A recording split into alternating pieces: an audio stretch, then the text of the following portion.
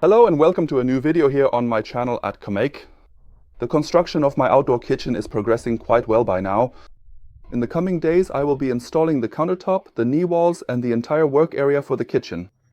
Before that, over the past few days I prepared the electrical work, ran cables, installed outlets, light switches and of course the lamps as well. There were a few questions about this, so I spontaneously decided to make a short video to show you how I installed the electrical system. If you want to know more about that, stay tuned. It's about to start. My outdoor kitchen is about 4 meters by 4.5 meters in size.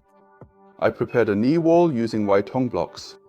The countertop will be placed on top of this, which will happen in the next few days. And beforehand, I installed the electrical wiring so I wouldn't have to crawl around on the floor later. What did I do? Before dealing with the electrical work, I took care of the water supply and drainage. My dad gave me a lot of help here, and as you can see, I installed the drain pipe that connects the sink to the wastewater system. And I also connected my irrigation system, the PE pipe, using the Gardena system. Unfortunately, the sink itself won't arrive for a few weeks because thanks to COVID, Shanghai is on lockdown. Nevertheless, we were able to prepare everything as much as possible. Here I connected the supply line using a Y connector, once here and once here. I want to bring the water tap directly to the sink and also have the option to connect an instant water heater here later so I can have hot water as well. I've also installed a suitable power outlet for this. I've installed a second surface mounted outlet here in the niche for my Napoleon Phantom P500 gas grill. As you know, I converted my gas grill so that it can be operated with 220 volts and I no longer need any batteries. The power plug can be connected directly here.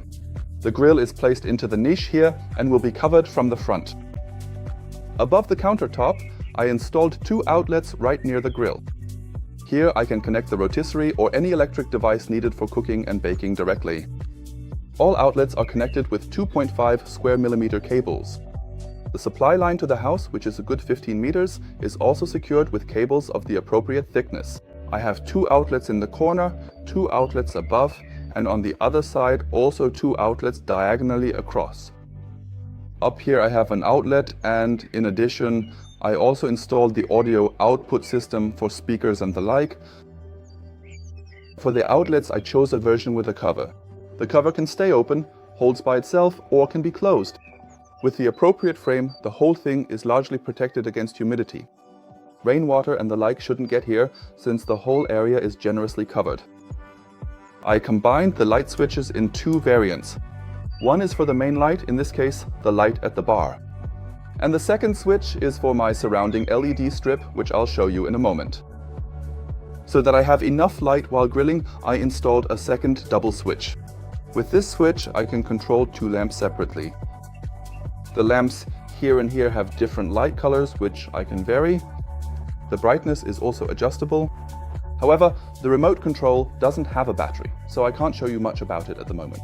But here I am at the grill, and the lamps are just above my head so that the grilling area is optimally illuminated. I connected the cables in large distribution boxes. Please keep in mind, when working with electricity, with power, that safety precautions should always be observed. Turn off the circuit breaker and activate the counter check for protection. These boxes were relatively inexpensive to get, so I went ahead and installed 4 of them right away. By the way, the boxes, the switches and all the other materials I used here can be found below the video. I'll put the links there for you so you can easily and conveniently reorder everything. I handled the wiring in the junction boxes using Wago connectors. Here I have the supply line to the socket at the light switch. I have the cable for the light switch. I ran the supply line to the 2 lamps using a 5 by 1.5 NYM cable. I have the cable for the music for audio, the 2.5 square millimeter cable, which is routed to the other distribution box. And I also have an empty conduit here. Because as you know, I want to install my 2 balcony power plants on the roof of my garden kitchen later on. And for that I'll run an additional cable up here later. I'm still missing 2 boxes up there. Once again, that's thanks to Corona. At the moment, the whole thing is simply not available for delivery. I'll just have to reorder the whole thing soon. It looks similar in the other corner. Here too, I have my distribution box and have wired the outputs with Wago connectors accordingly. I've left the audio cable here in a small coil because I don't know if I might want to tap off something here later. It's easy to cut off, but sticking it back on is rather difficult. Here, a cable runs to the double socket up there. Then I have another 2.5 square millimeter cable that's currently just lying up there. And a 2.5 square millimeter cable that supplies this double socket. From here, the whole thing continues on to the third socket over here. I've installed 2 junction boxes here, one for the sockets, and here for my lighting on the other side of the bar. Or rather, the bar lighting. The whole thing is also connected here. I also have an empty conduit here that goes through the floor slab, so I can connect another cable later if I need to. And with that, I've gone all the way around.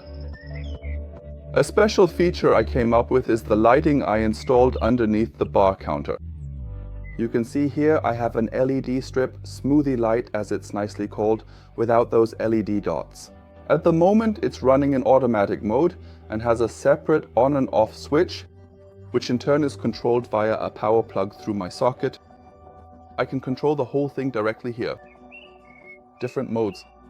The great thing is this device has a small built-in microphone, and depending on the acoustics, the LED strip can emit different light impulses. But you can also control the strip via the app, and the whole thing can be programmed separately.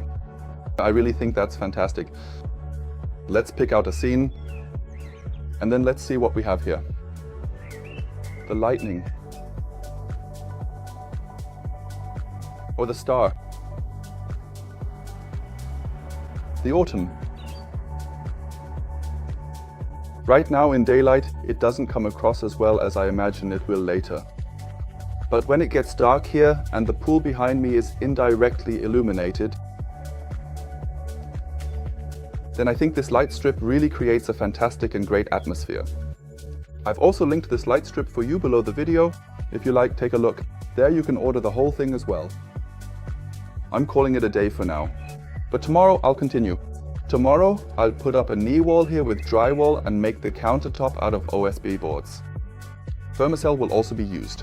Maybe vinyl or tiles, I'm not quite sure yet. That also depends on availability. If you want to know how I go about it, how I build everything and what it all looks like in the end, then subscribe to my channel and you won't miss any of the new videos. Otherwise, I hope I've provided you with an informative video here. If so, please give me a thumbs up. I would really appreciate it. Otherwise, see you in the next video. Take care. Ciao.